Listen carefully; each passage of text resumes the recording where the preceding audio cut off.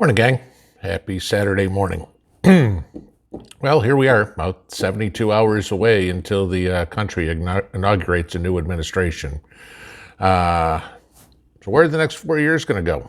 Well, that's the million-dollar question.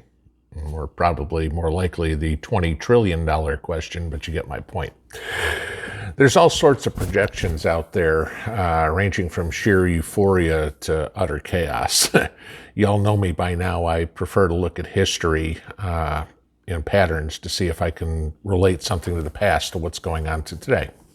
So I want to tell you a story and see what y'all think about how accurate this historical event is and what happens, and then correlate that to what's going on in the United States now. So as usual, I'm going to change the names to protect the innocent or the guilty, but I'm guessing a lot of you will figure out the story somewhere along the way. So here we go. In year one, Mr. Jones, the country's longtime president, dies of cancer. Mr. Smith is elected into office less than a month later, garnering 50.6% of the vote. Now you see, Jones, the one who died, was a charismatic and admired leader in the country, largely thanks to his social welfare programs. After he assumed the presidency a couple of decades ago, he nationalized the country's industry and used the profit to fund programs that benefited the population. Under his administration, unemployment and poverty halved, and income per capita more than doubled. When Mr. Smith came in, he decided to ramp up those programs. And so this largely unrestrained spending, which Smith continued after he took office, created a huge deficit and sent the country into an economic spiral. Now, in the following year, year two, in the midst of high levels of violence, food shortages, and a scarcity of basic goods, opposition leaders began to campaign to remove Smith from office. Thousands of these utopians took to the streets to protest. And over a 3-month period of violent demonstrations, 43 people were killed. Utopia's central bank confirmed at the end of year two that the country had entered a recession due to plummeting industrial prices. The inflation rate that year surpassed 63%. The government was forced to make cuts in public spending, making it difficult for utopians to access food and medicine. In year three, the opposition party gained a two-thirds supermajority in their legislative branch of government. Smith, the president still, fearing the security of his position, stacked the Supreme Court with justices loyal to him. A few weeks after the election, the utopian Supreme Court blocked 4 newly elected lawmakers from joining the assembly just days before they were due to be sworn in. Smith's critics saw this as an attempt to chip away at the opposition majority. Reports would later show that food shortages were so severe that utopians lost an average of 19 pounds apiece between years 3 and 4 of the Smith presidency. As year 5 opened, the utopian Supreme Court banned an opposition leader from participating in upcoming elections. The next day, the utopians responded with mass demonstrations all across the country. The protest lasted for months, resulting in violent clashes with riot police that left 66 more people dead. In midsummer, in an election considered by critics to have been a sham, voters elected members of the Constituent Assembly, which was created with the intent to change the Constitution. Neighboring countries, as well as other countries around the world, said they would not recognize the authority of the new branch. Undeterred, the Constituent Assembly was officially sworn in.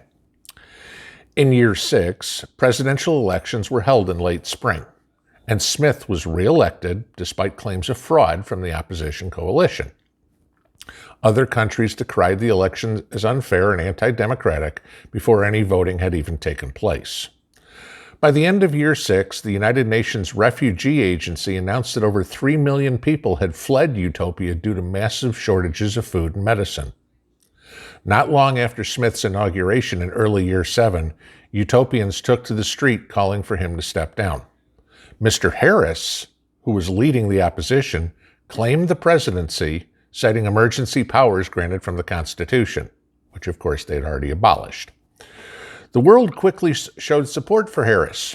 With the country starving under Smith's leadership, humanitarian aid from other countries arrived at the utopian border.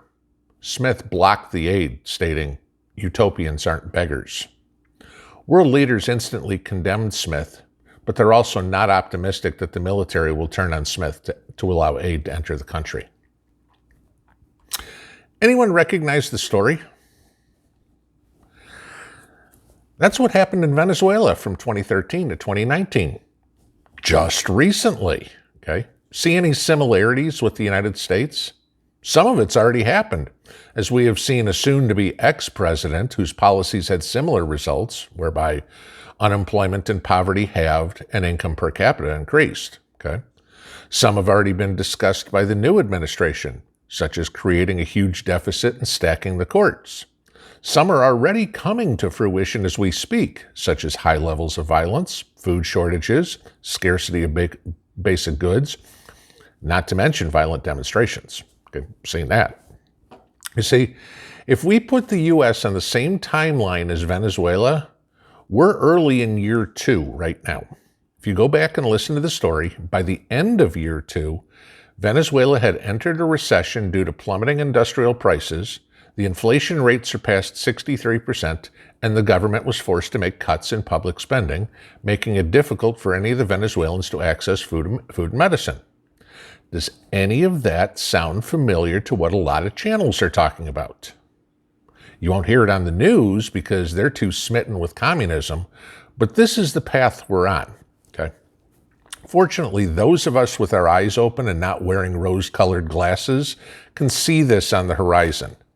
The United States is following directly in the footsteps of Venezuela, and look at how that turned out.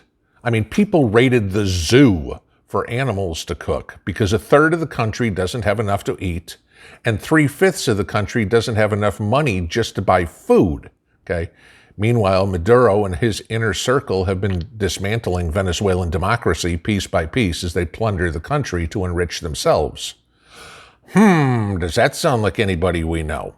Okay. Folks, we're already seeing inflation, and more stimulus checks are going to increase that rapidly, i.e. hyperinflation, okay? Difficulty in obtaining food and medicine.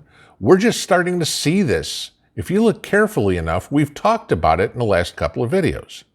That was where Venezuela was at the end of year 2. We're at the beginning of year 2.